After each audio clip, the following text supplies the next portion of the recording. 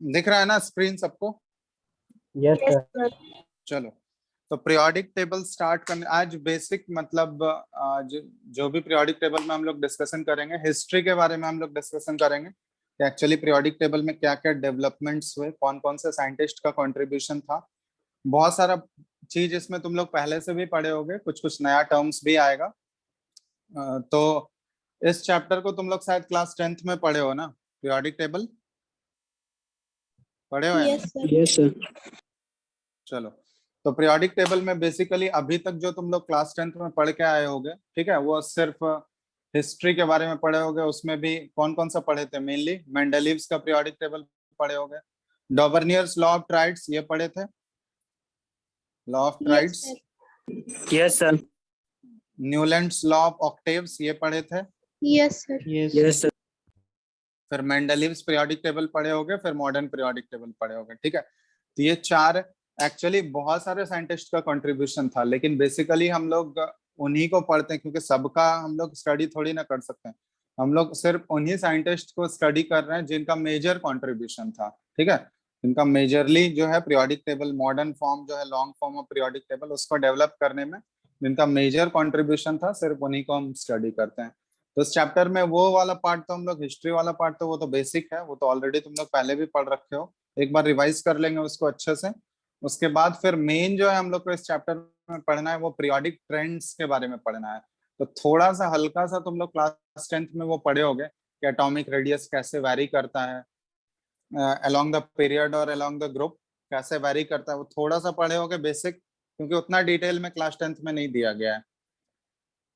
सिर्फ ये वेरिएशन दिया गया है कि कैसे लेफ्ट टू राइट जाने पे पीरियड में एटॉमिक रेडियस कैसे वैरी करेगा, फिर टॉप टू बॉटम आने पे कैसे वैरी करेगा, ठीक है। एटॉमिक रेडियस के बारे में ये इतना तो पढ़े होगे, याद है कुछ या भूल गए सब? Yes sir. यस सर पढ़े हैं। ठीक है, तो वो चीज हम लोग एक्सटेंड करेंगे, तो वहां पे तुम लोग सिर्फ जनरल पढ़े होगे कि जनरल वेरिएशन कैसा होता है। यहाँ पे मेनली जो इस चैप्टर में क्वेश्चंस आते हैं ये पहले ही बता दे रहे हैं। इनऑर्गेनिक का ये फर्स्ट चैप्टर है तुम लोग का पीरियोडिक टेबल, क्योंकि ये चैप्टर अगर अच्छे से पढ़ लिए तो आगे का इनऑर्गेनिक केमिस्ट्री जो भी एस ब्लॉक, पी ब्लॉक आएगा, फिर डी ब्लॉक आएगा, एफ ब्लॉक आएगा, तो ये सबसे बेसिक चैप्टर है। ये अगर क्लियर नहीं होगा तुम लोगों को यहाँ पे, अगर ये सारे टर्म्स का मतलब नहीं समझोगे तो फिर आगे प्रॉब्लम आने वाली है इनऑर्गेनिक में, क्योंकि ये मेन चैप्टर है इनऑर्गेनिक का। आगे जितने भी चैप्टर्स पढ़ोगे एस ब्लॉक से रिलेटेड तो वो सारा इसी पे बेस्ड है, मतलब बेसिक तो यही रहेगा, बस उसके कंपाउंड्स अलग अलग डिफरेंट कंपाउंड्स हम लोग आगे वाले चैप्टर्स में स्टडी करेंगे।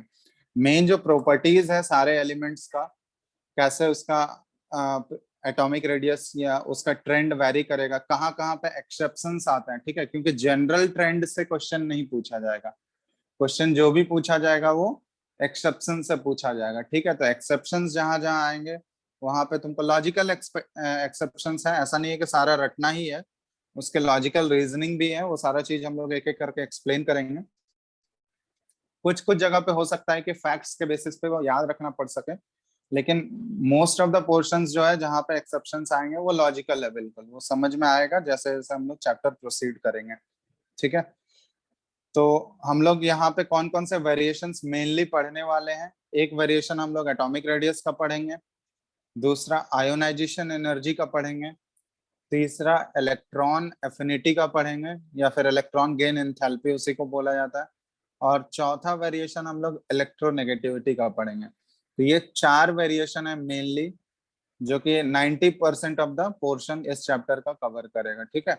और इस वेरिएशन में हम लोग इन चारों का जनरल ट्रेंड और एक्सेप्शंस, ठीक है, बार बार बोल रहे हैं क्वेश्चंस एक्सेप्शन से ही पूछा जाएगा। जनरल ट्रेंड का मतलब जनरल ट्रेंड ऐसे सबको तो पता ही रहता है जनरल ट्रेंड कैसे वैरी करेगा, लेकिन एक्सेप्शंस कहाँ कहाँ आएंगे वो याद रखना इंपॉर्टेंट है, ठीक है।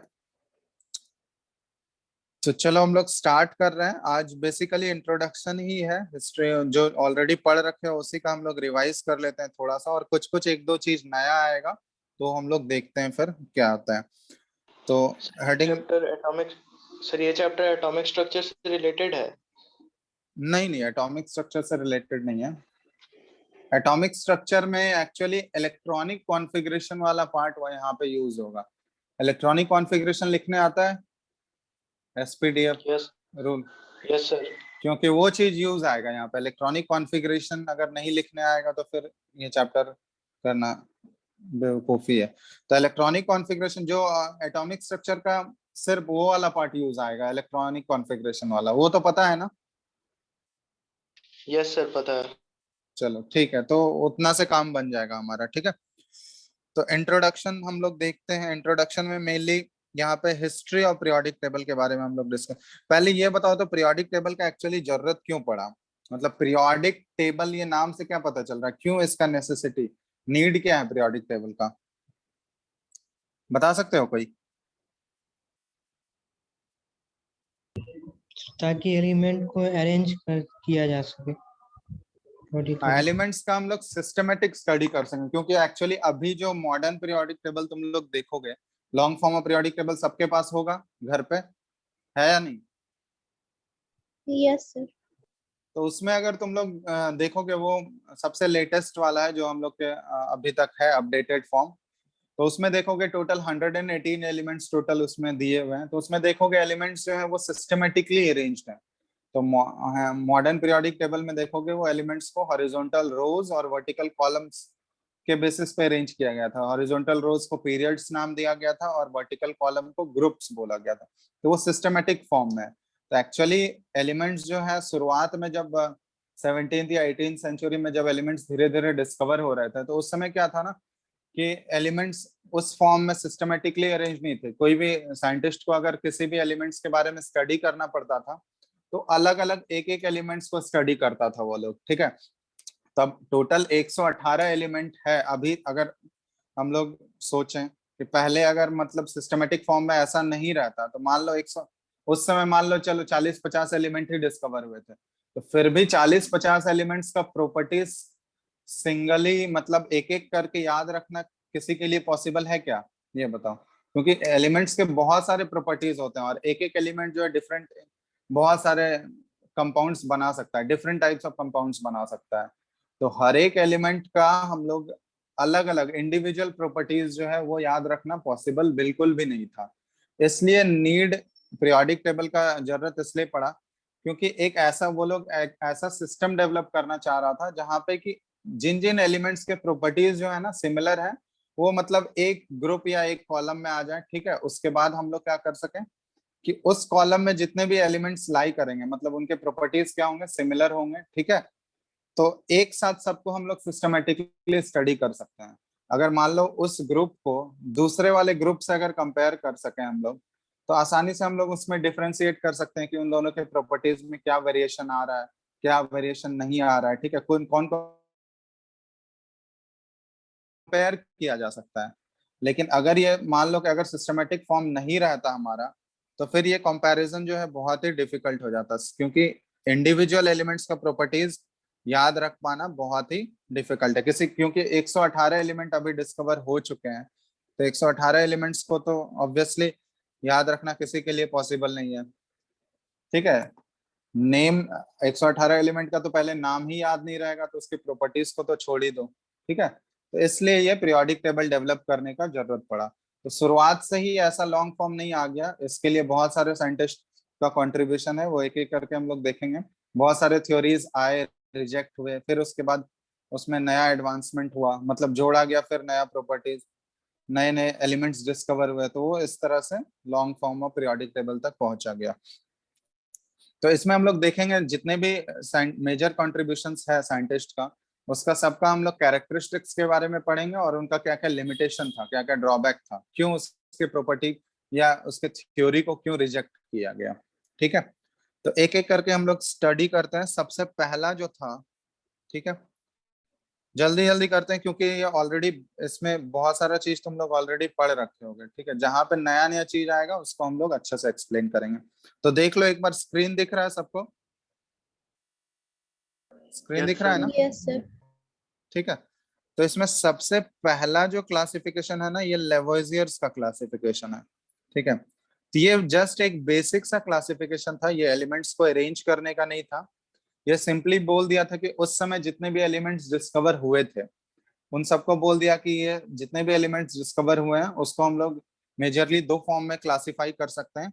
एक हमारा हो जाएगा मेटल्स और दूसरा हो जाएगा नॉन मेटल्स। ठीक है, ये बस इतना ही बताया था कि एलिमेंट्स को बेसिकली हम लोग दो फॉर्म में क्लासिफाई कर सकते हैं, एक मेटल और दूसरा non metal.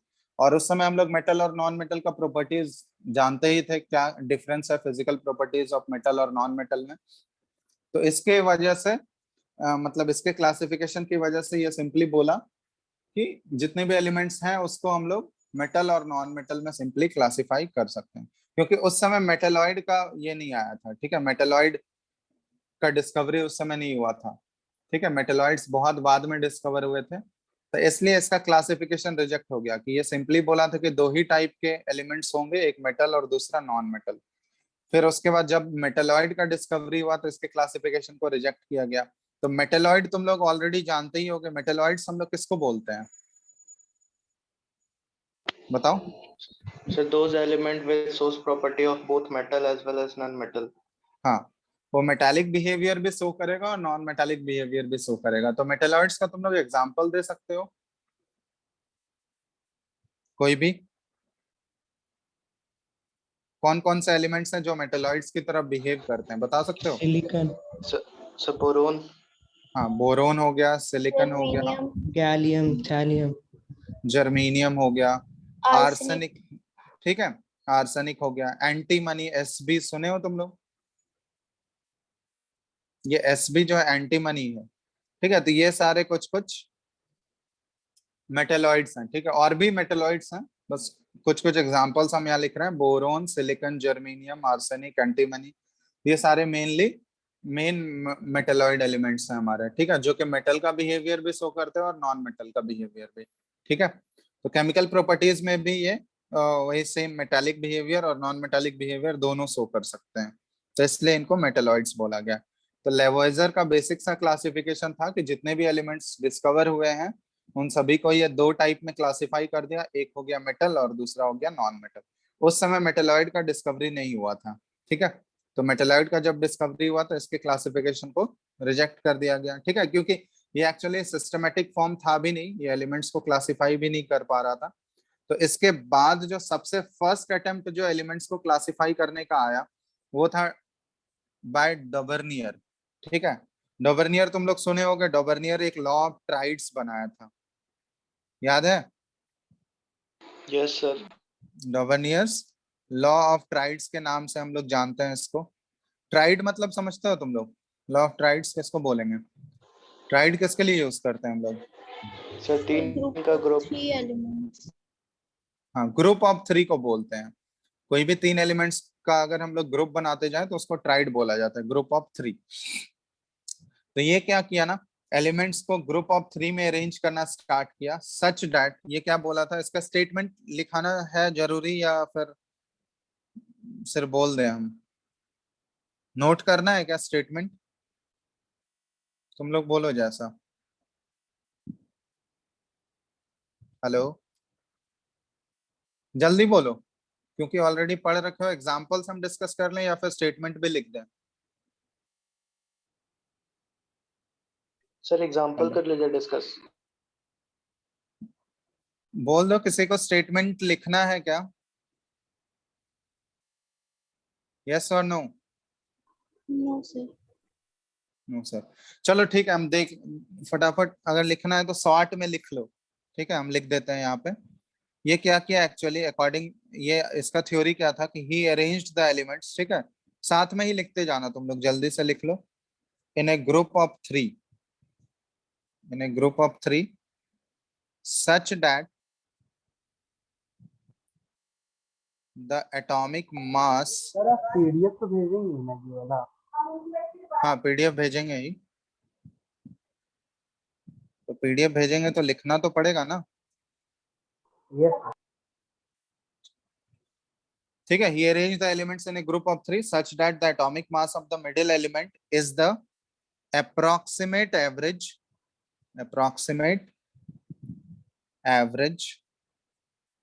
of the atomic masses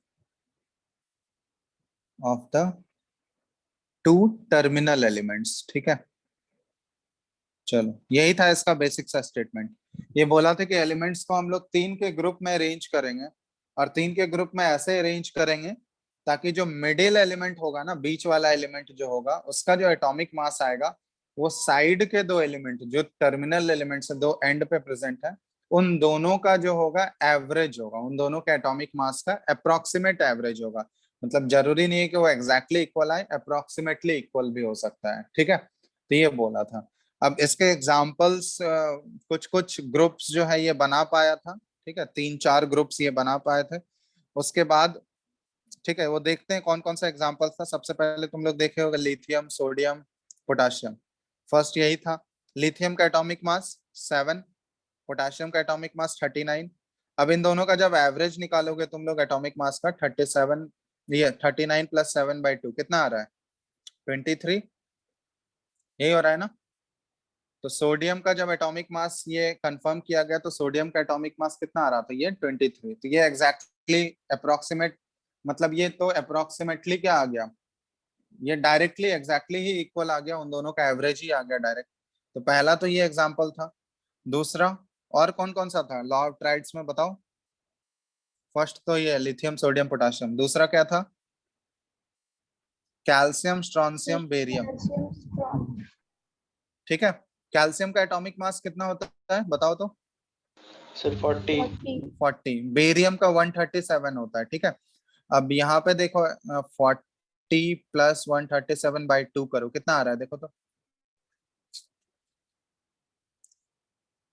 mean value कितना आ रहा है? ये 88.5 आ जाएगा ना? जल्दी बताओ।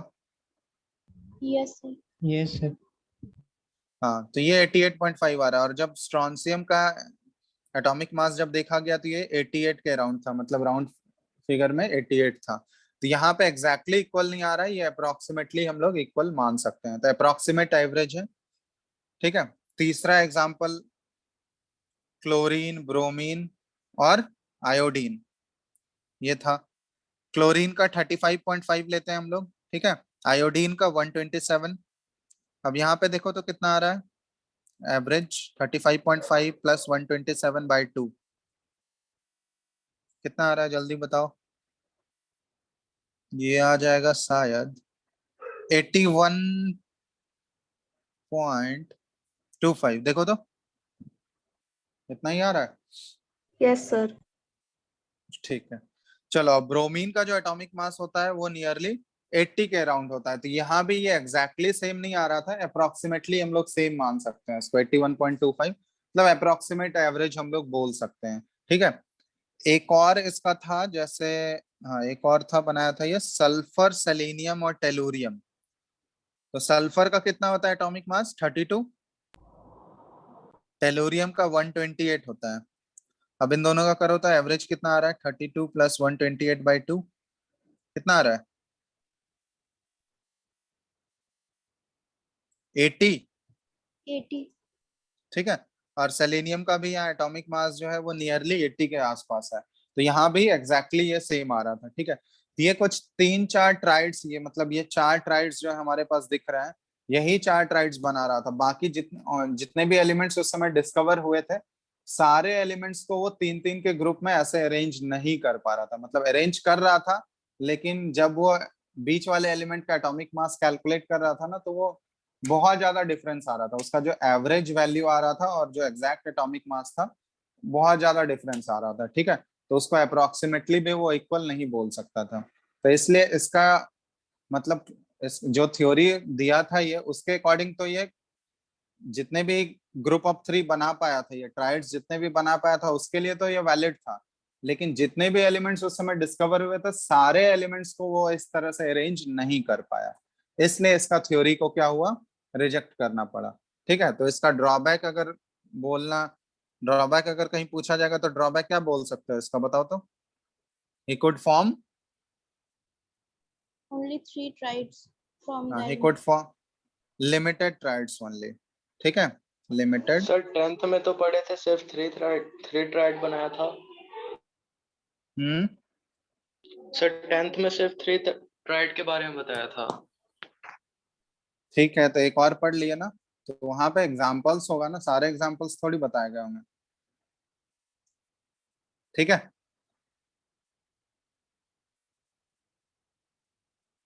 तो यहाँ पे देख सकते हो कि लिमिटेड ट्राइड्स, मतलब 4 ट्राइड्स से इसका बन पाया था, ठीक है। मतलब और जितने भी एलिमेंट्स उस समय डिस्कवर हुए थे उसमें जो है सारे एलिमेंट्स इसके ट्राइड रूल को फॉलो नहीं कर पा रहे थे, ठीक है। चलो, तो पहला हो गया, फटाफट नोट कर लिया, इसमें डाउट तो नहीं होना चाहिए किसी को। No, sir. और भी है, जरूरी नहीं ये 4 है, और भी हैं इसके एग्जांपल्स, जैसे पोटाशियम, रुबिडियम, सीजियम भी है, ठीक है। फास्फोरस, आर्सेनिक, एंटीमनी भी है, और भी एग्जांपल्स हैं। लेकिन वो सब एग्जांपल्स कहीं तुमसे नहीं पूछा जाएगा कि कितने एग्जांपल्स, कितने ट्राइड्स बने हैं वो तुम लिखो, कितने टोटल नंबर ऑफ ट्राइड्स बने हैं वो नहीं पूछा जाएगा तुमसे, ठीक है। मतलब ट्राइड्स का क्या था, क्यों रिजेक्ट हुआ, ये सब पूछा जाएगा। मेनली 1-2 एग्जांपल्स हैं वो ध्यान रखो, सारे एग्जांपल्स टोटल जितने हैं वो तुमसे नहीं पूछा जाएगा कितने एग्जांपल्स हैं, ठीक है। वो याद भी नहीं रखना है हमको टोटल, ठीक है। तो बेसिक 1-2-3 जितने भी, मतलब मिनिमम 3 एग्जांपल्स ध्यान रखो, 3 हमको अगर कहीं पूछा जाए तो हम लोग एग्जांपल के साथ एटलीस्ट 3 लिख सकते हैं, ठीक है। तो इसका ड्रॉबैक यही था कि जितने भी एलिमेंट्स उस समय डिस्कवर हुए थे उसमें से कुछ ही एलिमेंट्स इसके ट्रायड रूल को फॉलो किया, बाकी सारे एलिमेंट्स इसके ट्रायड रूल को फॉलो नहीं कर पा रहा था, तो इसलिए लिमिटेड नंबर ऑफ ट्रायड्स बना पा रहा था ये, इसलिए इसका थ्योरी रिजेक्ट हो गया। तो पहला था डॉबर्नियर्स, ये पहला सिस्टमेटिक अटेम्प्ट था एलिमेंट्स को क्लासिफाई करने का, ठीक है। इसके बाद सेकंड जो है इसका जब थ्योरी रिजेक्ट हो गया, तो सेकंड जो साइंटिस्ट है, सेकंड जो कंट्रीब्यूशन हम लोग पढ़ते हैं वो कौन सा होता है, न्यूलैंड्स ऑक्टेव लॉ। पढ़े हो तुम लोग ये Newlands law of octaves, Yes, sir. ठीक है। न्यूलैंड्स लॉ ऑफ ऑक्टेव्स क्या था, इसके बारे में बता सकते हो कोई, बताओ जल्दी से। Sir, group of 8 elements in which property of first element is similar to property of eighth element. हाँ, ये ग्रुप ऑफ 8 एलिमेंट नहीं, मतलब ये एक्चुअली एक, इसको म्यूजिक का बहुत शौक था, ठीक है। तो म्यूजिक में जो नोट्स होते हैं ना, म्यूजिकल नोट्स, जैसे इंडियन क्लासिकल म्यूजिक में कितने नोट्स हैं बताओ। Sir, 7. 7 नोट्स हैं, सारे गामा, ठीक है। लास्ट फिर 8th वाला जो नोट्स होगा, सा जो आएगा वो क्या होगा, फर्स्ट वाले से रिपीट हो रहा है ना। वो जो नोट्स हैं वो किसके बेसिस पे अरेंज्ड है बताओ तो, म्यूजिकल नोट्स जो हैं वो सारे, वो किस बेसिस पे अरेंज्ड है, इंक्रीजिंग फ्रीक्वेंसी में है, यस और नो। जैसे जैसे लेफ्ट टू राइट अगर मूव करोगे नोट्स में, 1 से 7 की तरफ जाओगे तो फ्रीक्वेंसी क्या होते जाता है, इंक्रीज हो रहा है ना, यस और no. Yes, sir. Yes, sir. ठीक है, तो उसमें देखोगे कि 8th वाला जो नोट है वो फर्स्ट वाले से रिपीट होगा, तो उसी तरह ये उसी के बेसिस पे क्लासिकल म्यूजिक के जो नोट्स है उसके बेसिस पे ये एलिमेंट्स को अरेंज करने का कोशिश किया। तो ये क्या बोला कि एलिमेंट्स को जैसे ही हम लोग इंक्रीजिंग एटॉमिक मास में अरेंज करेंगे, जैसे वहां पे म्यूजिकल नोट्स जो इंक्रीजिंग फ्रीक्वेंसी में है, उसी तरह हम लोग यहाँ पे एलिमेंट्स को increasing order of atomic mass में अरेंज करेंगे। तो जैसे ही increasing order of atomic mass में अरेंज करेंगे तो हर एक 8वां एलिमेंट जो होगा वो उसका प्रॉपर्टीज जो है वो फर्स्ट एलिमेंट से मैच करेगा, मतलब ग्रुप ऑफ, मतलब एक इंटरवल ऐसा आएगा, एक फिक्स्ड इंटरवल के बाद एलिमेंट्स क्या होंगे, वो रिपीट होना स्टार्ट करेंगे, ठीक है। तो यहाँ पे बोला गया कि हर एक 8वां एलिमेंट का प्रॉपर्टीज जो होगा वो फर्स्ट वाले एलिमेंट से सिमिलर आएगा, ठीक है। तो इसका हम लोग लिख सकते हैं सिंपल सा डेफिनेशन कि according to this rule, statement ये क्या था इसका, according to Newlands, if elements are arranged in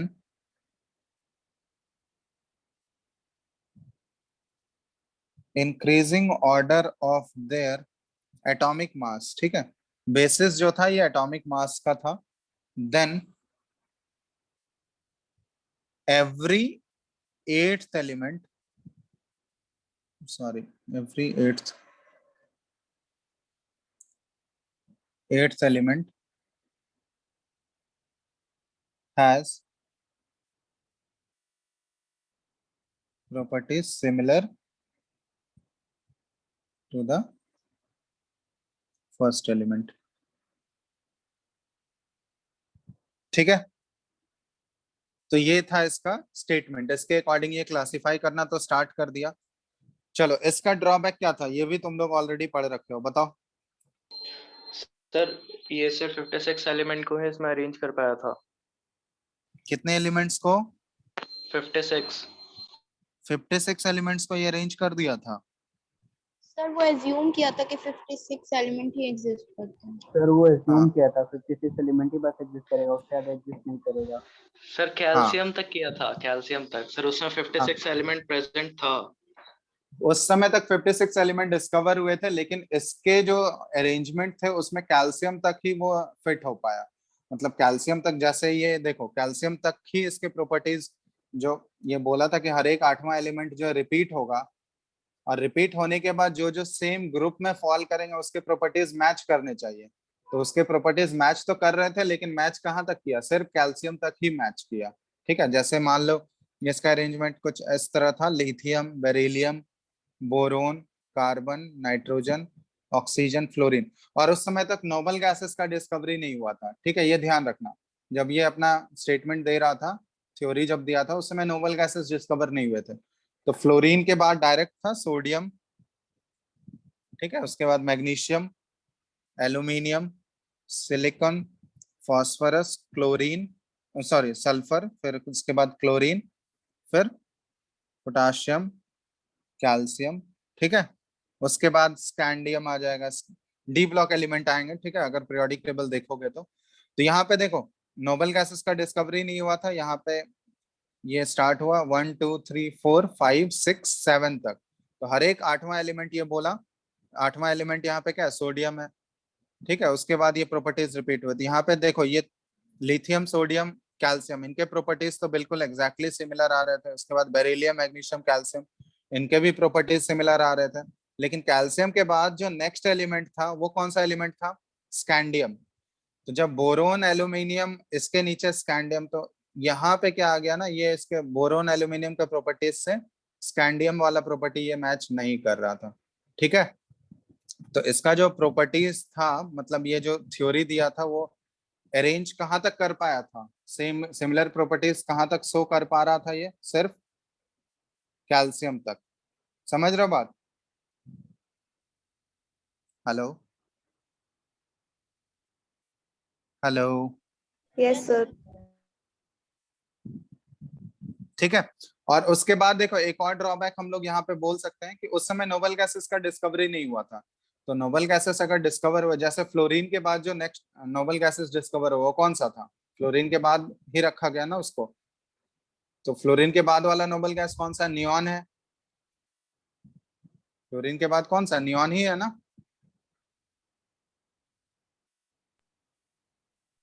hello, fluorine के यस बाद वाला एलिमेंट नियॉन है। तब यहाँ पे अगर नोबल गैसेस के डिस्कवरी के बाद हम लोग अगर सोचें इसका थ्योरी वैलिड होगा या नहीं, तो फ्लोरीन के बाद हमको नियॉन को रखना है। अब नियॉन देखो, नियॉन किसके जगह पे रखेगा? 8वां एलिमेंट अब नियॉन आ जाएगा, तो लिथियम के नीचे नियॉन रहना चाहिए था। ठीक है, तो लिथियम और नियॉन का प्रॉपर्टीज कभी मैच करता क्या? यस और नो, बताओ तो। No sir. No sir. तो इसलिए नोबल गैसेस के डिस्कवरी बाद में, जब नोबल गैसेस का डिस्कवरी हुआ, उसके बाद जब ये नोबल गैसेस का पोजीशन जब देखा गया ना, तो पोजीशन देखने के बाद इसका थ्योरी ऑटोमेटिकली क्या हो गया? रिजेक्ट हो गया। ठीक है, तो हम लोग बोल सकते हैं यहाँ पे इसका ड्रॉबैक क्या है? क्या क्या लिख सकते हैं इसके ड्रॉबैक्स के बारे में? हम लोग बताओ। It is valid till only 20th element. हाँ, कैल्शियम तक ये अरेंज कर पाया था। ठीक है, he could arrange elements up to calcium only। और क्या बोल सकते हैं हम लोग? Sir it could not accommodate noble gases. हाँ, नोबल गैसेस का उस समय डिस्कवरी नहीं हुआ था। Arrange elements up to. His prediction was wrong that he considered 56 elements only would be there in a periodic table. हाँ, वो सब भी बोल सकते हैं हम लोग। ठीक है, तो पहला तो ये हो गया। फिर ये भी बोल सकते हैं हम लोग कि इनर्ट गैसेस, ठीक है, नोबल गैसेस या फिर इनर्ट गैस भी बोलते हैं उसको, were not discovered till then.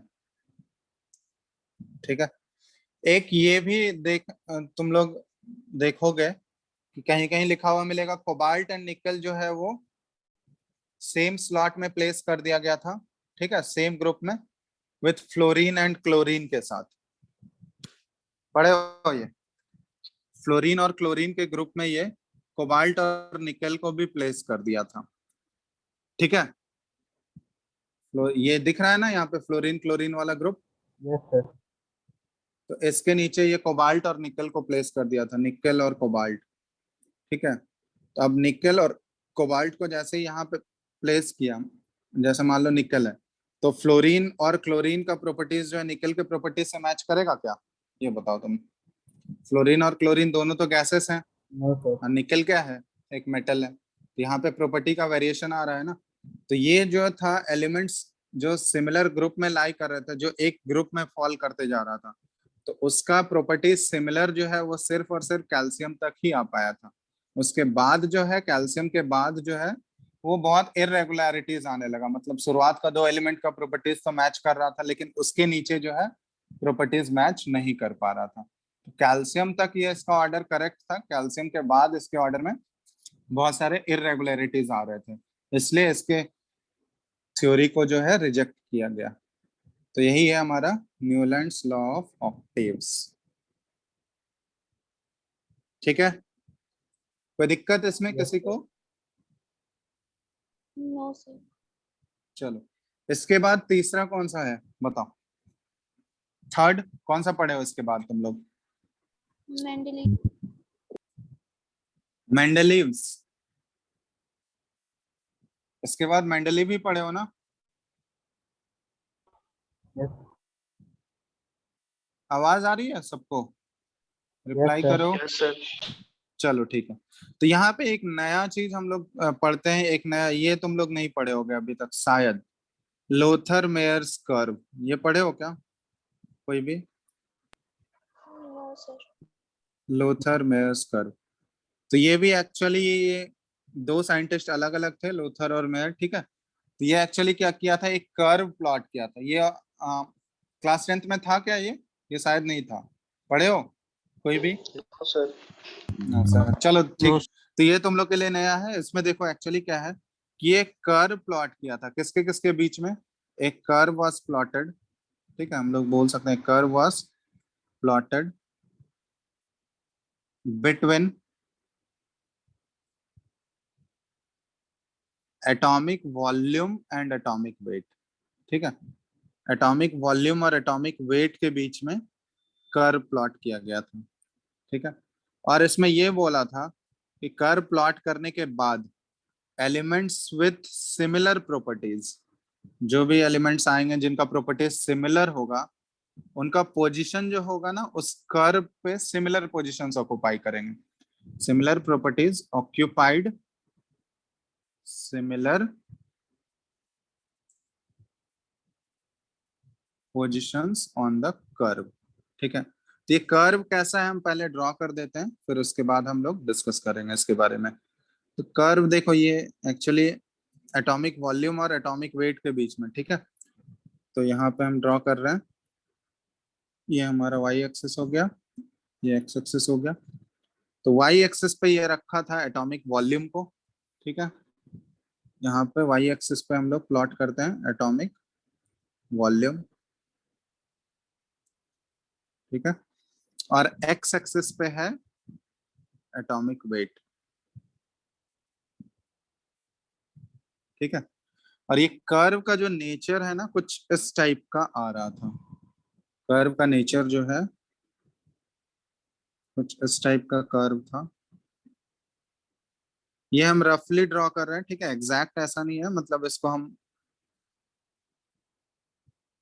ठीक है, थोड़ा सा ये पूरा मतलब स्मूथ कर्व ऐसा नहीं था, ठीक है, लेकिन हम ऐसा स्मूथली ड्रॉ कर दे रहे हैं ताकि मतलब मेन ऐसा ही है, मतलब ये कुछ नेचर इस टाइप का ही आ रहा था, इतना स्मूथ नहीं था, ठीक है। इसको हम आसानी से ड्रॉ करने के लिए ऐसे स्मूथली कर दे रहे हैं, तो ये नेचर कुछ इस टाइप का आ रहा था कर्व का।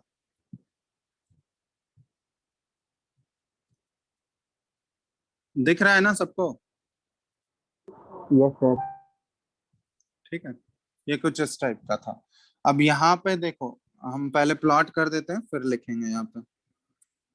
यहाँ पे लिथियम था, इसके बाद ये बेरिलियम, सॉरी बेरिलियम यहाँ पे नहीं, लिथियम, इसके बाद यहाँ पे सोडियम,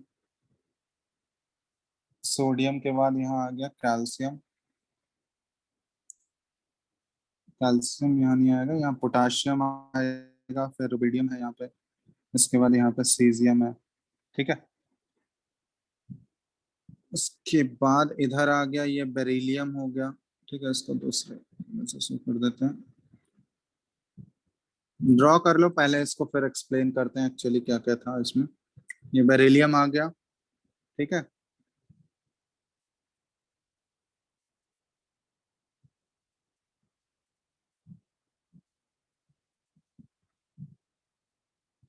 बेरिलियम के बाद यहाँ आ जाएगा हमारा ये मैग्नीशियम हो जाएगा, मैग्नीशियम के बाद यहाँ कैल्शियम हो गया, कैल्शियम के बाद देखोगे यहाँ पे स्ट्रॉन्सियम आया, स्ट्रॉन्सियम के बाद यहाँ पे बेरियम आया। ठीक है,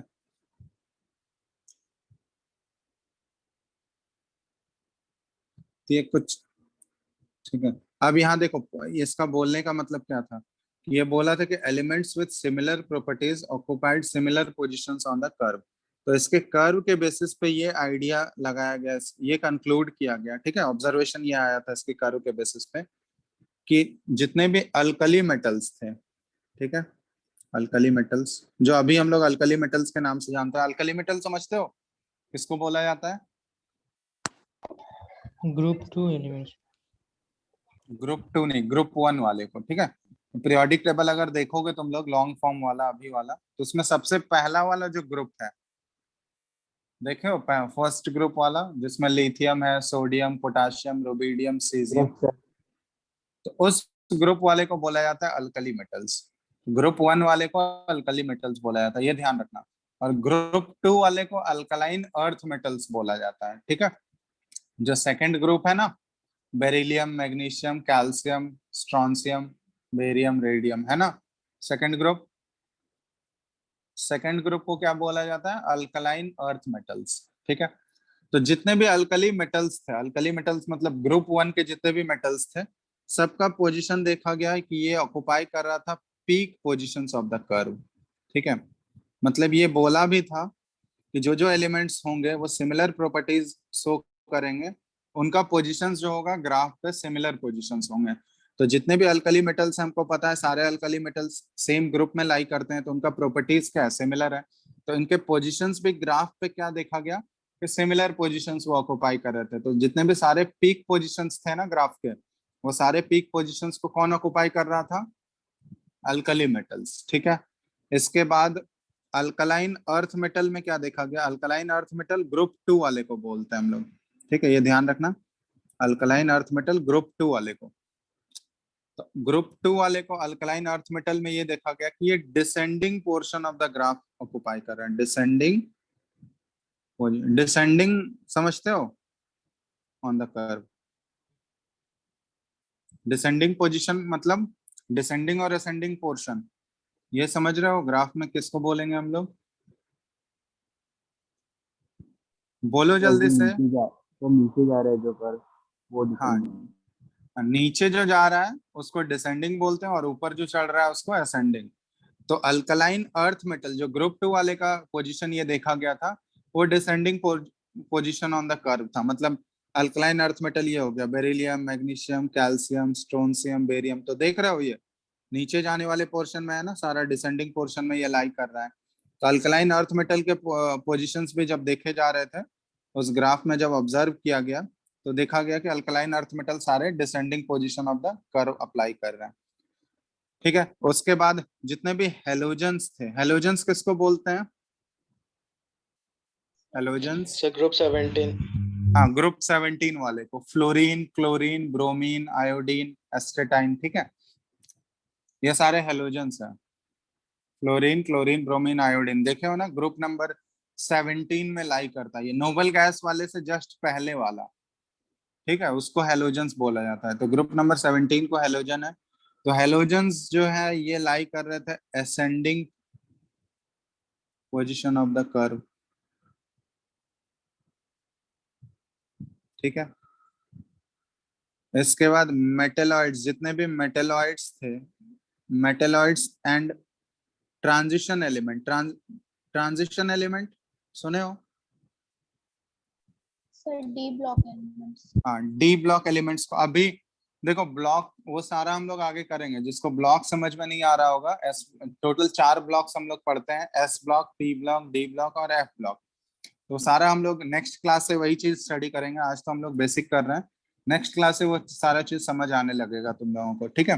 तो एक्चुअली अगर डी ब्लॉक समझ में नहीं आ रहा होगा तो पीरियोडिक टेबल अगर देखोगे तो उसमें जो बीच वाला पोर्शन है, बीच वाला पोर्शन है ना, जो सारे एलिमेंट्स जो बीच में लाई कर रहे हैं, ग्रुप नंबर देखोगे 3 से लेके ग्रुप नंबर 12 तक, ठीक है, उसको बोलते हैं हम लोग D block elements. Group number 3 से ग्रुप नंबर 12 तक देखोगे जो बीच में पोर्शन है, उसको बोला जाता है डी ब्लॉक एलिमेंट या फिर ट्रांजिशन एलिमेंट्स। तो मेटेलॉइड्स और ट्रांजिशन एलिमेंट्स ये देखा गया mainly bottom part of the curve पे लाई कर रहा था, ठीक है। तो इसका जो अरेंजमेंट था ये बिल्कुल सही था, मतलब जितने भी एलिमेंट्स उस समय डिस्कवर हुए थे, इसके ग्राफ को ये बिल्कुल सेटिस्फाई कर रहा था। मतलब ये जो जो बात बोला था कि जिन जिन एलिमेंट्स के प्रॉपर्टीज सिमिलर हैं उनका पोजीशंस भी होगा कर्व पे, वो क्या होंगे, सिमिलर पोजीशंस ऑक्युपाई करेंगे। तो जितने भी एलिमेंट्स उस समय डिस्कवर हुए थे वो सारे एलिमेंट्स मतलब जो जो सिमिलर पोजीशंस ऑक्युपाई कर रहे थे उनका जो प्रॉपर्टीज मैच किया गया, तो वो प्रॉपर्टीज बिल्कुल मोर और लेस सिमिलर आ रहा था, ठीक है। बस इसमें प्रॉब्लम क्या था, इसके अगर ये सारा चीज सही एक्सप्लेन कर दिया था तो इसको क्यों रिजेक्ट किया गया? तो इसका सिर्फ एक ही मेन रीजन था कि हर एक एलिमेंट को, ये एक्चुअली ग्राफिकल मेथड था, ये कोई सिस्टमेटिक फॉर्म में एलिमेंट्स को अरेंज करके नहीं दिया था, ठीक है, टेबुलर फॉर्म में ये नहीं अरेंज किया था, जस्ट ग्राफ प्लॉट कर दिया था कि ये पोजीशंस होंगे एलिमेंट्स का, ये इस पोजीशन पे ये सारे एलिमेंट्स लाई करेंगे। अब तुम लोग खुद सोच के देखो, इतने सारे एलिमेंट्स हैं उस समय या फिर अभी के बेसिस पे अगर हम लोग देखें 118 एलिमेंट्स, और हर एक एलिमेंट का एग्जैक्ट पोजीशन याद रखना पॉसिबल है क्या ग्राफ पे? वो एक तो कॉम्पैक्ट फॉर्म ऑफ ग्राफ है ये, और उस कॉम्पैक्ट फॉर्म में तुमको हर एक एलिमेंट का अगर एग्जैक्ट पोजीशन पूछा जाए कि वो कहाँ पे ग्राफ में लाई कर रहा है, तो तुम लोग याद रख सकते हो क्या? ये बताओ, याद रखने का प्रैक्टिकली पॉसिबल है? बोलो, प्रैक्टिकली पॉसिबल है या नहीं याद रखना हर एक एलिमेंट का एग्जैक्ट पोजीशन? याद रख सकते हो? तो इसलिए मतलब ये एक्सप्लेन तो सही किया था कि जितने भी एलिमेंट्स उस समय आए थे उनका पोजीशंस, मतलब जो जो एलिमेंट्स का पोजीशन सिमिलर आ रहा था उनके जो प्रॉपर्टीज को स्टडी किया गया तो वो सही, बिल्कुल मोर और लेस सेम आ रहा था प्रॉपर्टीज। लेकिन प्रैक्टिकली इसके ग्राफ को याद रख पाना या वो पॉसिबल नहीं था, ठीक है। इसलिए इसके थ्योरी को, मतलब ये एक्चुअली एक सिस्टमेटिक फॉर्म में अरेंज करके नहीं दिया, मतलब टेबुलर फॉर्म में ये कुछ वैसा बेसिस बना के नहीं दिया था, ये बस ग्राफिकली ये प्लॉट कर दिया एटॉमिक वॉल्यूम और एटॉमिक वेट, ठीक है। तो वो तो सही आ रहा था उसका, मतलब जो भी थ्योरी उस समय ये बताया था कि पोजीशंस जो सिमिलर आएंगे उनके प्रॉपर्टीज भी सिमिलर होंगे, वो सब चीज सही था। लेकिन मेन ड्रॉप, मतलब मेन प्रॉब्लम, मेन इश्यू इसके थ्योरी से क्या था कि प्रैक्टिकली जो है हम लोग बोल सकते हैं प्रैक्टिकली, ठीक है, लिख लो यहाँ पे ड्रॉबैक हम लोग लिख रहे हैं इसका।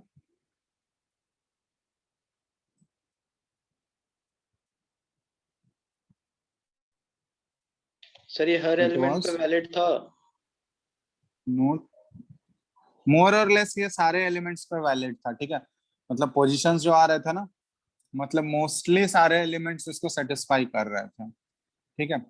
सारे एलिमेंट्स नहीं कर रहे थे लेकिन मोस्टली सारे एलिमेंट्स कर रहे थे। तो हम लोग बोल सकते हैं कि practically it was not possible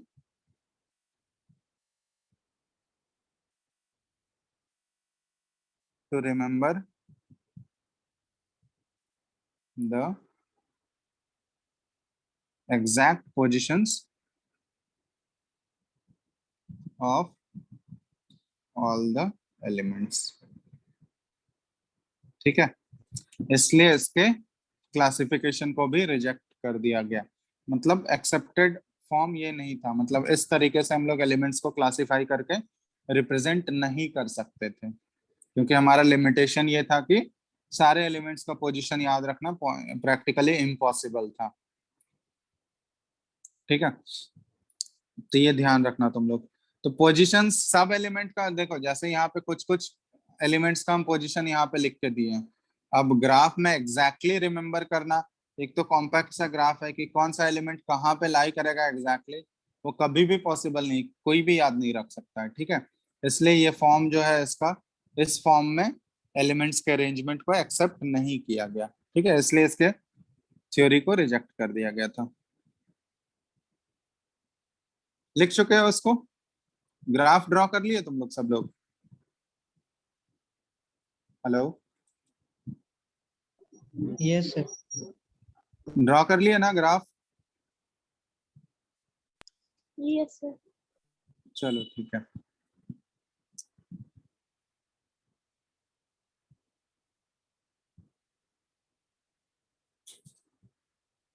ठीक है, और इसके ग्राफ से जो कंक्लूजन आया था ना, एक कंक्लूजन ये आया था इसके ग्राफ से कि एक्चुअली एटॉमिक वेट और एटॉमिक वॉल्यूम, ठीक है, एटॉमिक वॉल्यूम को उसके साइज से रिलेट किया जा सकता है, कोई भी एटम के साइज से रिलेट कर सकते हैं हम लोग एटॉमिक वॉल्यूम को। ठीक है, तो इसके ग्राफ से एक कंक्लूजन तो ये आया था कि एटॉमिक वॉल्यूम और एटॉमिक वेट को हम लोग रिलेट कर सकते हैं, उन दोनों को एक तरह से हम लोग ये अज्यूम कर सकते हैं कि दोनों एक दूसरे का पीरियोडिक फंक्शन है। ठीक है, दोनों के बीच में ये रिलेशन निकाला था। हम लोग ये बोल सकते हैं कि एटॉमिक वॉल्यूम जो है, एटॉमिक वॉल्यूम को हम लोग एक तरह से फिजिकल प्रॉपर्टीज की तरह ट्रीट कर सकते हैं, किसी भी एटम का फिजिकल प्रॉपर्टी। ठीक है, तो यहाँ पे ये लिख सकते हैं हम लोग कि on the basis of this curve he proposed that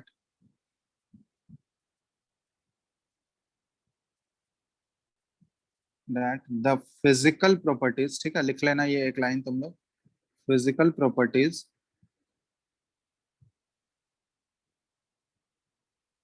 of the elements are periodic functions of their atomic weight। ठीक है, तो मतलब एटॉमिक वेट और फिजिकल प्रॉपर्टीज में एक तरह से यहाँ पे लिंक मिल गया, और यही चीज जो है ना, यही कंक्लूजन जो है मेंडलीव्स पीरियोडिक टेबल के लिए बेसिस बना। ठीक है, मेंडलीव्स के लिए यही, इसी को इसी इसी को बेसिस मान के मेंडलीव जो है अपने पीरियोडिक टेबल का रिसर्च स्टार्ट किया था। तो हम लोग बोल सकते हैं कि this became the basis of Mendeleev's periodic table. ठीक है, तो एक्चुअली हम लोग बोल सकते हैं कि ये जो लूथर मेयर्स के कर्व के बेसिस पे जो कंक्लूजन आया था, वही जो है मेंडलीव्स पीरियोडिक टेबल के लिए एक बेस की तरह काम किया। इसके आगे से वो अपना रिसर्च स्टार्ट किया। ठीक है, तो अब हम लोग स्टार्ट करते हैं मेंडलीव्स पीरियोडिक टेबल। और मेंडलीव एक्चुअली सबसे मेन कंट्रीब्यूशन जो है पीरियोडिक टेबल में मेंडलीव का ही माना जाता है। ठीक है, तो मेंडलीव का actually father of periodic table भी बोला जाता है, और मेंडलीव के ऑनर में एक एलिमेंट भी रखा गया है पीरियोडिक टेबल में। बता सकते हो कौन सा एलिमेंट है? मेंडलीव को ऑनर करने के लिए एक एलिमेंट भी रखा गया है पीरियोडिक टेबल में। तुम लोग उसके बारे में पता है किसी को? बोलो।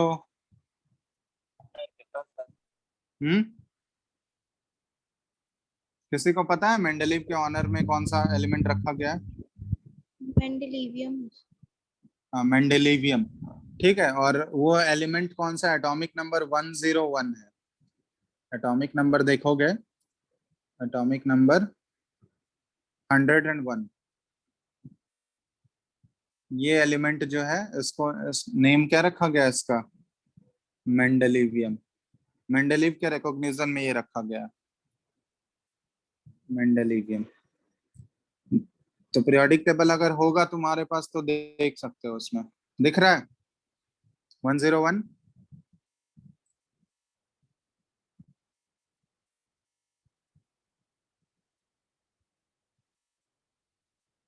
चलो, तब मेंडलीव्स पीरियोडिक टेबल हम लोग पढ़ने वाले हैं। तो ये जो कंक्लूजन आया था, उसके कंक्लूजन के बेसिस पे मेंडलीव जो है ना एक पीरियोडिक लॉ डिफाइन किया था। पीरियोडिक लॉ तुम लोग पढ़े होगे क्लास 10th में। बताओ तो क्या था मेंडलीव का पीरियोडिक लॉ, जल्दी से बताओ फटाफट। Hello,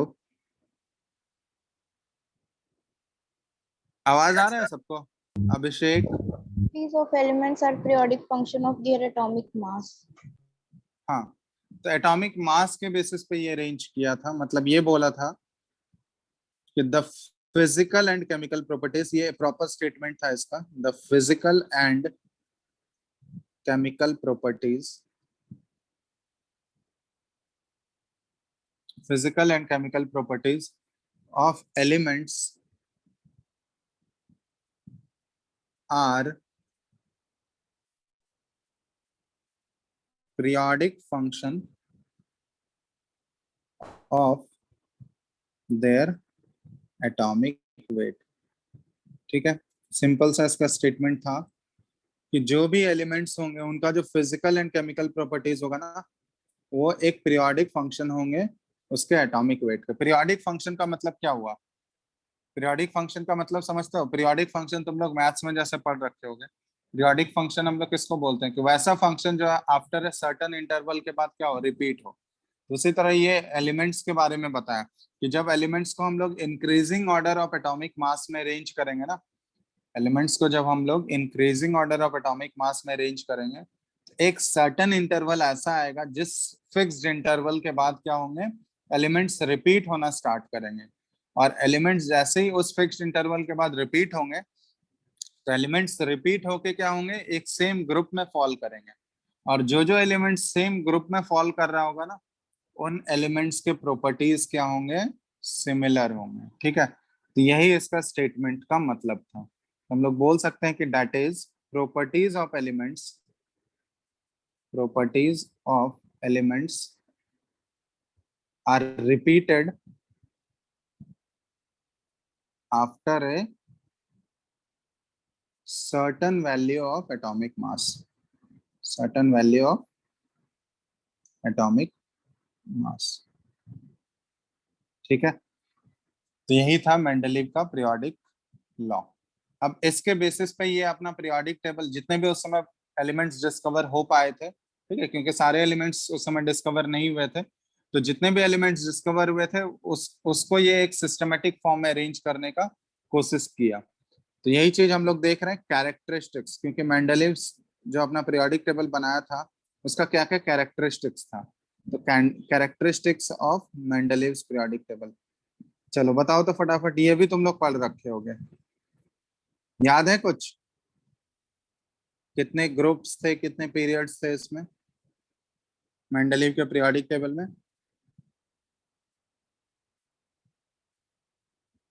Sir, 8 group. चलो, हम लिख दे रहे हैं यहाँ पे, टोटल उस समय अराउंड 63 एलिमेंट्स के अराउंड उस समय डिस्कवर हुए थे।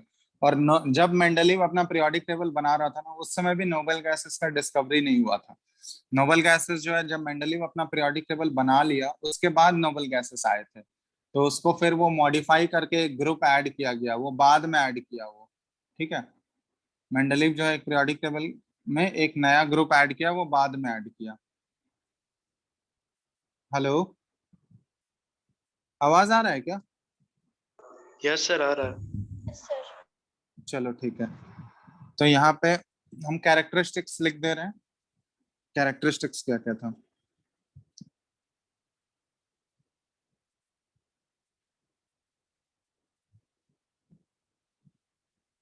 इट वाज डिवाइडेड, ठीक है, पॉइंट वाइज ही लिख लेना तुम लोग। It was divided into, Mendeleev का जो पीरियोडिक टेबल था, it was divided into 7 horizontal rows, 7 horizontal rows. और इस हॉरिजॉन्टल रोज का ये नाम दिया पीरियड्स। ठीक है, हॉरिजॉन्टल रोज जो आ रहे थे वो पीरियड्स थे। And 8 vertical columns, total 8 column ये बनाया वर्टिकल वाला, ठीक है। और उस वर्टिकल कॉलम को ये नाम क्या दिया था, ग्रुप्स, ठीक है।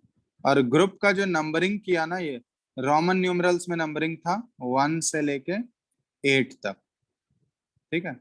ग्रुप नंबर 1 से 8 ये रोमन में ये नंबरिंग किया था। तो पहला तो यही कैरेक्टरिस्टिक्स था कि टोटल वो 7 हॉरिजॉन्टल रोज बनाया जिसका नाम रखा पीरियड्स, और 8 वर्टिकल कॉलम बनाया जिसका नाम रखा ग्रुप्स। और ग्रुप का नंबरिंग जो किया वो रोमन न्यूमरल्स में नंबरिंग था 1 से लेके 8 तक, ठीक है। अब इसके बाद क्या था,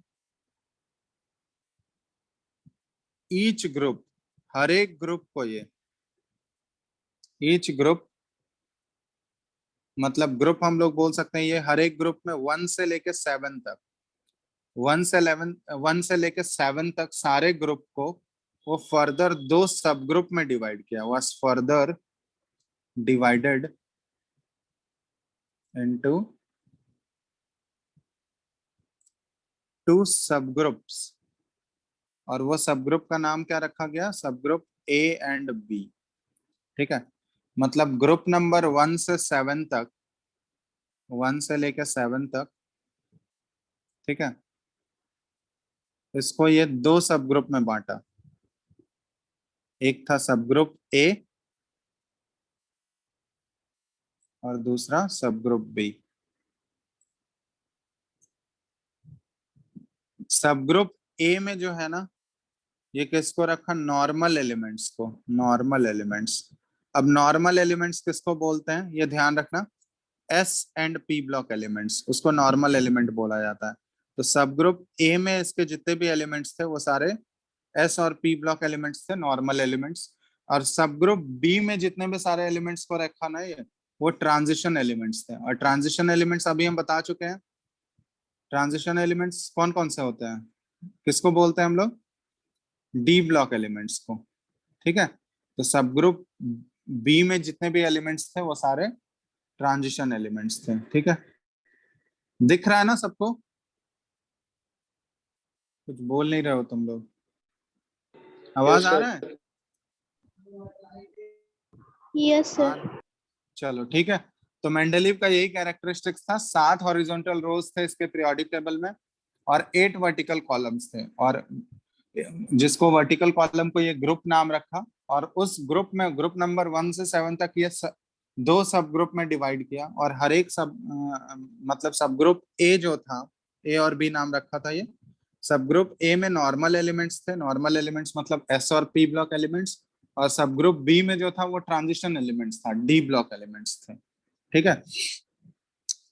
और इसमें लास्ट वाला जो ग्रुप था ना, 8th ग्रुप, उसमें कलेक्टिवली टोटल जो है 8 या 9 एलिमेंट्स थे टोटल, ठीक है। ग्रुप नंबर 8 हम लोग बोल सकते हैं इसके पीरियोडिक टेबल के अकॉर्डिंग, 8th ग्रुप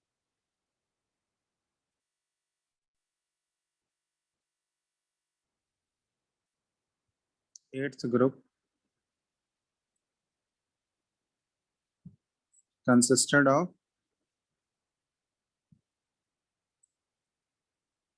9 एलिमेंट्स थे इसमें, ठीक है, इन 3 रोज। और मेनली जो था इसमें ट्रांजिशन मेटल्स थे, ट्रांजिशन मेटल ग्रुप्स थे, मतलब डी ब्लॉक एलिमेंट्स ही थे। मतलब इसमें ये था ना, ये ग्रुप इनकम्प्लीट था इसका, 8th वाला जो ग्रुप था अभी इनकम्प्लीट था, ट्रांजिशन एलिमेंट्स रखा था इसमें, ठीक है। 8th ग्रुप में टोटल ये 9 एलिमेंट्स थे और वो 3-3 रोज में अरेंज था। हेलो, सब ग्रुप बी में भी ट्रांजिशन एलिमेंट्स और इसमें भी ट्रांजिशन। हाँ, सब ग्रुप बी में भी ट्रांजिशन एलिमेंट्स थे और बाकी कुछ कुछ जो बचा हुआ ट्रांजिशन एलिमेंट्स था वो 8th ग्रुप में रखा था ये, ठीक है। मतलब ऐसा नहीं था कि दोनों सब ग्रुप में सेम ही ट्रांजिशन एलिमेंट्स थे, जो जो बचे हुए ट्रांजिशन एलिमेंट्स थे वो सब ये 8th ग्रुप में रखा था, ठीक है। सर ये हर एक ग्रुप को सर 2 सब ग्रुप में डिवाइड किया था। हाँ, हर एक ग्रुप को, मतलब ग्रुप नंबर 1 से 7 तक को, सर 1 से 7 तक को ये 2 सब ग्रुप में बांटा था, सब ग्रुप ए और सब ग्रुप बी। अगर तुम्हारे एनसीईआरटी है सबके पास, एनसीईआरटी बुक है ना सबके पास, यस और नो? तो यस उसमें देखोगे, उसमें तुमको मेंडलीव का पीरियोडिक टेबल दिख जाएगा, तो उसमें देखोगे साफ साफ दिया हुआ है, ये सब देखोगे, अगर होगा अभी पास में तो देखो, उसमें दिया हुआ है। तो हर एक ग्रुप नंबर 1 से लेके 7 तक ये 2 सब ग्रुप में बांटा था, ग्रुप सब ग्रुप ए और सब ग्रुप बी में, ठीक है। तो उसके एलिमेंट्स को देखोगे तो ए वाले में ये रखा था एस और पी ब्लॉक एलिमेंट्स को, और बी वाले में देखोगे तो ट्रांजिशन एलिमेंट्स को ये रखा था, ठीक है। तो ये है अभी जो ये क्लासिफिकेशन अभी हम लोग मेंडलीव का देख रहे हैं, ये नोबल गैसेस के डिस्कवरी के पहले तक का है, क्योंकि ये जब अपना पीरियोडिक टेबल बना लिया था उसके जस्ट बाद नोबल गैसेस का डिस्कवरी हो गया। तो जैसे ही नोबल गैस का डिस्कवरी हुआ ना, तो इसके पीरियोडिक टेबल में तो नोबल गैस को तो रखा नहीं था, ठीक है, क्योंकि उस समय डिस्कवर ही नहीं हुए थे, तो नोबल गैस के लिए तो कोई जगह इसमें था नहीं। तो जैसे ही नोबल गैसेस का डिस्कवरी हुआ ना, उसके बाद इसको अपने पीरियोडिक टेबल में एक छोटा सा मॉडिफिकेशन करना पड़ा, और मॉडिफिकेशन करके इसको एक ग्रुप और ऐड करना पड़ा अपने पीरियोडिक टेबल में, और वो ग्रुप क्या रखा गया? जीरो ग्रुप, जिसमें कि सारे नोबल गैसेस को ये रखा। समझ रहे हो बात? तो हम लोग बोल सकते हैं यहाँ पे कि एक और लाइन यहाँ पे ऐड करके लिख लेना कि further one more group was added, ठीक है, one more group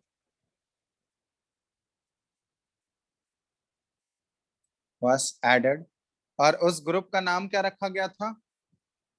zero group, ठीक है, उस ग्रुप को नेम किया था ये जीरो ग्रुप, और वो बिल्कुल ग्रुप नंबर 1 से पहले ही रखा था, वो जीरो ग्रुप को सबसे पहले रख दिया था, ठीक है। Group was added after the discovery of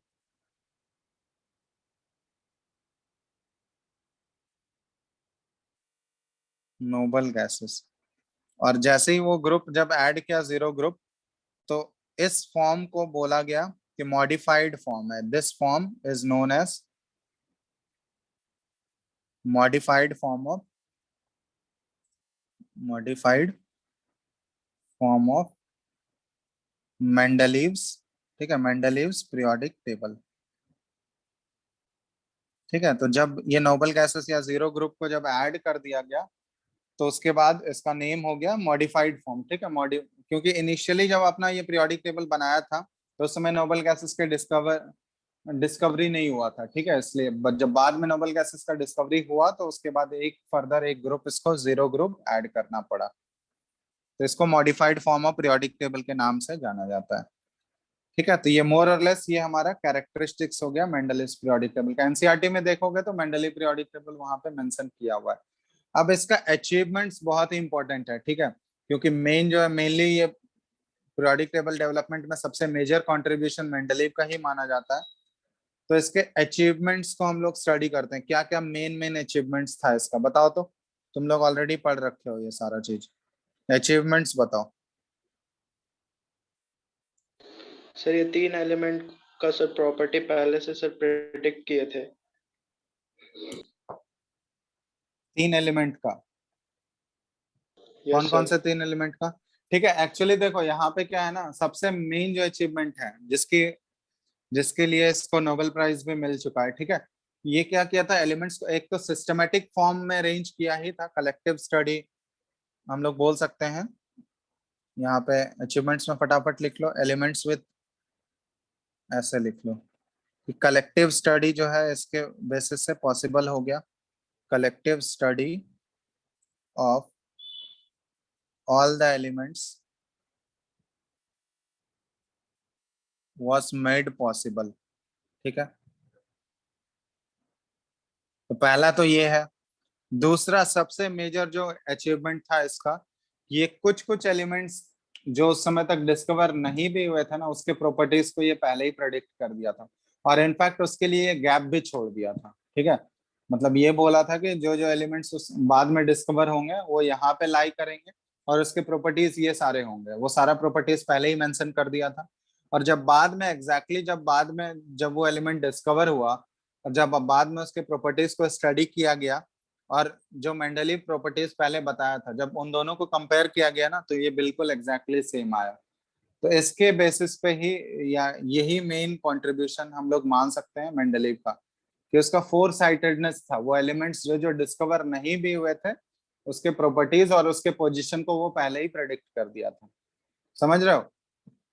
तो वो कौन कौन से एलिमेंट थे तुम लोग बता सकते हो जिसके प्रॉपर्टीज को ये पहले ही प्रेडिक्ट करके गया था? बोलो। Sir scandium, germanium. ठीक है, वो हम लोग देखते हैं। तो लिख लो इसको, he predicted the properties of some elements which were not discovered at that time and left some gaps in his periodic table।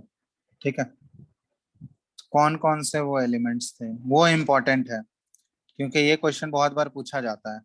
ठीक है, और उसका वो नाम कुछ और दिया था लेकिन बाद में जब वो एलिमेंट डिस्कवर हुए तो वो, ठीक है, उसका नेम कुछ और रखा गया। मतलब ये नेम जो है ना, उसके मतलब किस एलिमेंट के नीचे वो लाई कर रहा है उसके बेसिस पे वो नाम दिया था। तो जैसे पहला एलिमेंट था इका एल्यूमिनियम, ठीक है, तो इसके प्रॉपर्टीज वो बोला था कि वो एलिमेंट जो भी डिस्कवर होगा वो एल्यूमिनियम के नीचे लाई करेगा और उसका प्रॉपर्टीज ये सारा होगा जो भी प्रेडिक्ट किया था वो। ठीक है, और जब बाद में मैच किया गया जो एलिमेंट डिस्कवर हुआ उस पोजीशन पे, उसके प्रॉपर्टीज को जब मैच किया गया तो वो बिल्कुल एग्जैक्टली सेम आ रहा था। तो इका एल्यूमिनियम कौन सा एलिमेंट था डिस्कवर होने के बाद? बताओ। Sir gallium. हाँ, गैलियम, सिंबल है इसका Ga। ठीक है, चलो उसके बाद बताओ नेक्स्ट कौन सा था? इका सिलिकन। इका सिलिकन कौन सा एलिमेंट था? Sir germanium. जर्मेनियम, Ge है। ठीक है, ये ध्यान रखना, गैलियम का सिंबल Ga और जर्मेनियम का सिंबल Ge। इसके बाद क्या है और बताओ, और कौन कौन सा एलिमेंट्स हैं? इका बोरोन, इसके बारे में भी ये प्रेडिक्ट किया था। इका बोरोन कौन सा एलिमेंट है जो डिस्कवर हुआ? स्कैंडियम, स्कैंडियम का सिंबल हो गया Sc।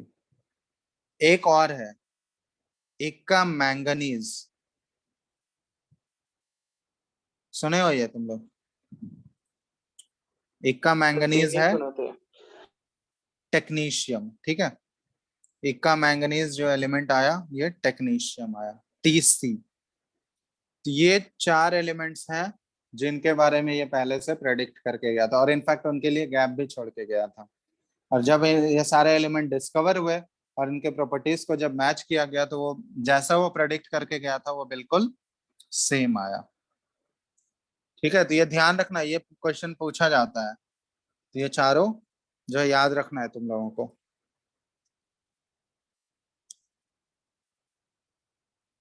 ये दूसरा सबसे मेजर अचीवमेंट था। इसका एक और अचीवमेंट है, ये कुछ कुछ एलिमेंट्स के ना डाउटफुल एटॉमिक वेट को ये करेक्ट किया था, correction of doubtful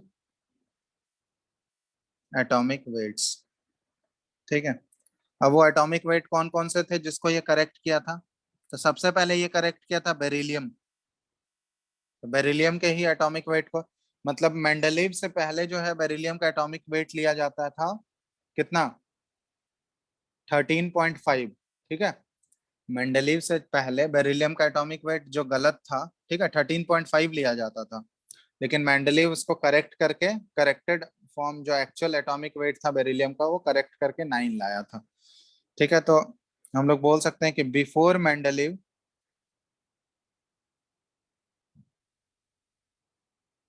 before Mendeleev beryllium का जो एटॉमिक वेट था ये 13.5 लिया जाता था जो कि इनकरेक्ट था, और इसको करेक्ट करके करेक्टेड एटॉमिक वेट क्या आया, करेक्शन किया था। तो बेरिलियम का एटॉमिक वेट कितना होता है बता सकते हो? 9। अभी जो करेक्टेड एटॉमिक वेट है बेरिलियम का ये 9 है। ये करेक्ट कौन किया था? मेंडलीव भी करेक्ट किया था। इस तरह से ये और भी कुछ कुछ एलिमेंट्स के एटॉमिक वेट को करेक्ट किया था। ये बेरिलियम हो गया, इंडियम हो गया, गोल्ड हो गया, प्लैटिनम हो गया, ये सारे एलिमेंट्स के एटॉमिक वेट को ये करेक्ट किया था, एटॉमिक वेट करेक्शन। ठीक है, ये ध्यान रख सकते हो तुम लोग।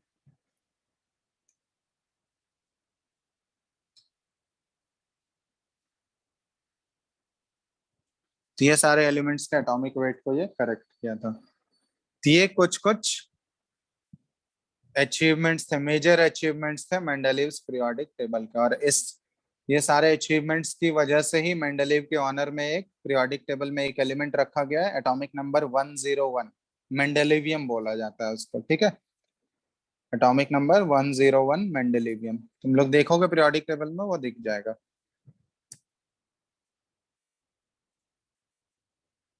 चलो, तो फटाफट इसको नोट कर लो। सारा चीज ये सब ऑलरेडी पढ़ रखे थे ना तुम लोग, बोलो। Yes, sir.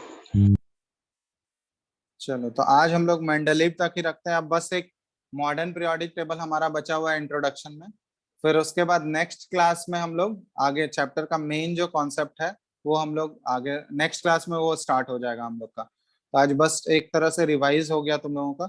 इसमें सारा तुम लोग पढ़ रखे होगे एक्सेप्ट लोथर मेयर वाला। ये कर्व नहीं पढ़े होगे ना तुम लोग, इसके अलावा तो बाकी सारा चीज आता ही होगा। Yes sir. चलो, तो रिवाइज हो गया ना अच्छे से? कोई डाउट तो नहीं है इसमें? कोई डाउट है इसमें? किसी को डाउट तो नहीं होना चाहिए, बताओ। No sir. देखो, इसमें ये सारा चीज उतना इम्पोर्टेंट नहीं है, क्योंकि अभी जस्ट इंट्रोडक्शन हम लोग कर रहे थे, तो क्योंकि क्वेश्चंस ये सब क्लास 10th लेवल तक के लिए ठीक था, जहाँ पे पढ़ रहे थे वहां पे इन सब से क्वेश्चन आता था। 11th में ये सारे इनसिग्निफिकेंट है, मतलब ये सारा ऑलरेडी तुम लोग पढ़ रखे हो, तो इससे क्वेश्चन नहीं आएगा। नॉलेज रहना चाहिए, ठीक है, नो डाउट। क्वेश्चन अगर आएगा भी तो मेंडलीव या मॉडर्न पीरियोडिक टेबल से रिलेटेड क्वेश्चन पूछे जा सकते हैं। ठीक है, तो बस नॉलेज रहना चाहिए। ठीक है, मेन जो हम लोग इस चैप्टर का जो मेन पोर्शन है वो हम लोग अगले क्लास से स्टडी करेंगे। ठीक है, मॉडर्न पीरियोडिक टेबल एक बार हम लोग देख लेंगे, उसके बाद मेन जो हम लोग को स्टडी करना है वो हम लोग अगले क्लास से इसको स्टार्ट करने वाले हैं। ठीक है, तो ये चैप्टर एक बार अच्छे से तुम लोग करो। ठीक है, क्योंकि ये चैप्टर अगर अच्छे से कर लोगे तो इनऑर्गेनिक केमिस्ट्री में रटना नहीं पड़ेगा, लॉजिकली तुम लोग एक्सप्लेन कर सकते हो सारे चीजों को। यहाँ पे अगर तुम लोग यहाँ पे समझोगे नहीं एक एक करके ये सारे चीजों को, जितना आगे हम लोग जो पोर्शन कंप्लीट करेंगे आगे, वो चीज अगर लॉजिकली नहीं समझो तो फिर रट्टा मारना होगा, और रट्टा मारना वो डिफिकल्ट है। इसलिए लॉजिकल रीजनिंग के साथ समझना वो इम्पोर्टेंट है। इसलिए ध्यान से एक बार चैप्टर को अच्छे से पढ़ना। आज जितना हम बता चुके हैं इसको एक बार तुम लोग एनसीईआरटी से रीड करना। एनसीईआरटी है ना सबके पास? अगर एनसीईआरटी नहीं भी लिए हो तो पीडीएफ चैप्टर का डाउनलोड कर लेना, और जितना हम कवर किए हैं इतना एक बार एनसीईआरटी से line by line at least read कर लेना। ठीक है, क्योंकि क्वेश्चंस तो अभी बना नहीं पाओगे, क्योंकि क्वेश्चंस बनाने लायक तो अभी कुछ किए ही नहीं है हम लोग। दो तीन क्लास होने दो, उसके बाद से क्वेश्चंस ट्राई कर सकते हो। अभी बस एनसीईआरटी से लाइन बाय लाइन जितना हम कवर किए हैं उतना ही रीड करो, या फिर मॉडर्न पीरियड तक तुम लोग रीड करके रखना। उसके आगे वाला चीज हम लोग अगले क्लास से स्टडी करेंगे। ठीक है, देख लो एक बार, किसी को कुछ पूछना है क्या इसमें? मेरे को नहीं लगता है कुछ पूछना होगा, बोलो। No sir. समझ आया ना जितना भी चीज हम लोग डिस्कस किए आज? Yes, sir. Yes sir. सबको? तो बहुत Yes. सारे इसमें हो गए जो एटॉमिक स्ट्रक्चर नहीं पढ़ रखे होगे। तो एटॉमिक स्ट्रक्चर जो नहीं पढ़े हो, कौन कौन सा ऐसे लोग हैं जो एटॉमिक स्ट्रक्चर नहीं पढ़ रखे हो? सर अभिषेक कुमार। अभिषेक, और कोई है? चल, तो अभिषेक तुम एक काम करना, एटॉमिक स्ट्रक्चर में वो जो पीरियोडिक सॉरी इलेक्ट्रॉनिक कॉन्फ़िगरेशन लिखने वाला जो पार्ट है उसको एक बार रिवाइज कर लेना।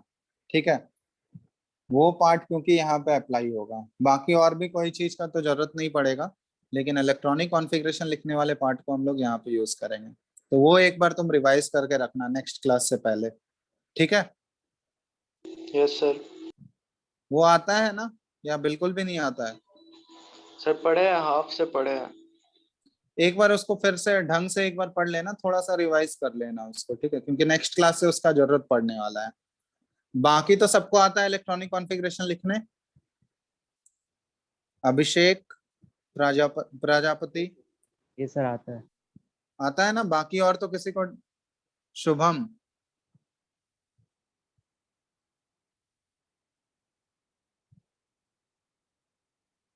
बाकी किसी को डाउट नहीं है?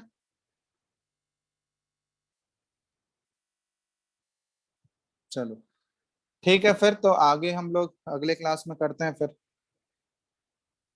किसी को कुछ पूछना है? बोलो जल्दी से। No sir. आयुष, कुछ पूछना है? No. मानसी, नीति, No, sir. शालिनी, कुछ पूछना है किसी को तो पूछ लो। Shubham, no sir. वगीशा,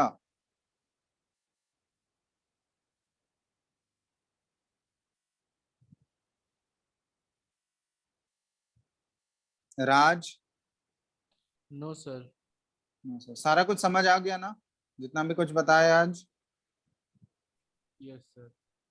चलो एक बार तुम लोग नोट कर लेना इसको, ठीक है? जो जो नहीं लिखे हो ये नोट्स हम भेज देंगे, एक बार लिख लेना सब। सिस्टमेटिक रहना चाहिए, क्योंकि रिवाइज जब करोगे तो उस समय दिक्कत होगा अगर सिस्टमेटिक नहीं लिख के रखोगे। ठीक है, चलो ठीक है फिर तो, चलो अगले क्लास में आगे कंटिन्यू करते हैं हम लोग। ठीक है? और तुम लोग का ये स्कूल खोलने का कुछ नोटिस वोटिस मिला है क्या? स्कूल खुल रहा है तुम लोग का? Hello, no sir. कुछ नहीं बताया गया अभी तक स्कूल की तरफ से? सारे स्कूलिंग वाले ही हो ना, या नॉन स्कूलिंग भी है इसमें?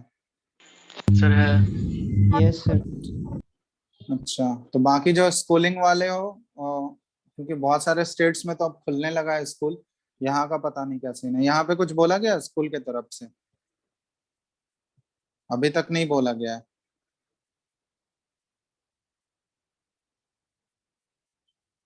शुभम, नो सर, अभी कोई फर्दर नोटिस नहीं आया, वेट कर लीजिए। अच्छा, कौन से स्कूल में हो तुम लोग? ये यहाँ पे कौन कौन से स्कूल के हो? हम्म, आवाज नहीं आ रही है। Sir GGPS. जीजीपीएस, ठीक है। बाकी लोग?